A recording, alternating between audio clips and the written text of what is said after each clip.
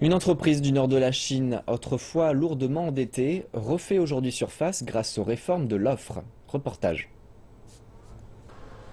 Pour Zhu Reling, âgé de 61 ans, il n'y a pas d'âge pour se lancer dans de nouvelles affaires. En quelques années, l'ancien multimillionnaire s'est retrouvé ruiné. Il n'a pourtant jamais cessé de tenter de nouvelles choses.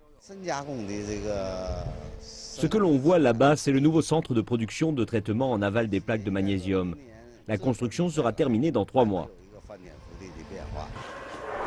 Il y a quelques années, l'entreprise de Zhu Reling croulait sous les dettes. Malgré la chaîne de production ultramoderne de plaques de magnésium qu'il a obtenue grâce à un emprunt garanti par l'État, l'homme n'a pas rencontré le succès escompté. La largeur des plaques qu'il produisait ne répondait pas aux spécifications des commandes d'entreprises telles que Porsche. Dans une interview précédente, il nous expliquait qu'il y avait un manque de préévaluation et d'évaluation des risques dans le projet qui a été signé par des hauts fonctionnaires provinciaux, aspect typique d'une économie planifiée.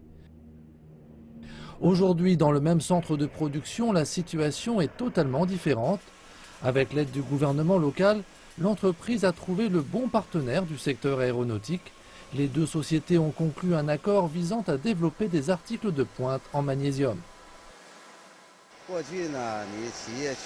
Par le passé, le gouvernement local a eu tendance à aider les startups en garantissant leurs prêts et en allouant des terrains destinés aux installations de centres de production.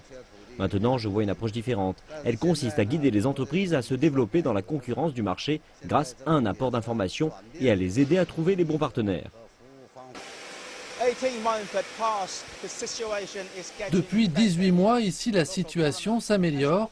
Le gouvernement local a optimisé le service de l'offre pour aider les entreprises à résoudre les problèmes au sein de l'économie de marché, alors que les tactiques précédentes consistaient à accorder des prêts et des déductions fiscales. La réforme de l'offre a permis la renaissance de cette entreprise. Un expert d'un groupe national de réflexion économique estime lui aussi que la réforme de l'offre pourrait assurer la revitalisation de l'économie dans le nord de la Chine. Dans un vieux bassin industriel comme le nord-est chinois, où l'héritage d'une économie planifiée reste solidement ancré, les efforts de réforme de l'offre peuvent aider les entreprises d'ici à se transformer en entités orientées sur le marché et de compenser le ralentissement économique dans l'étape de la nouvelle normalité en stimulant l'innovation. Les caractéristiques économiques varient selon les régions. Étant donné l'étendue géographique du territoire chinois, il n'est pas réaliste de mettre sur pied un projet généralisé.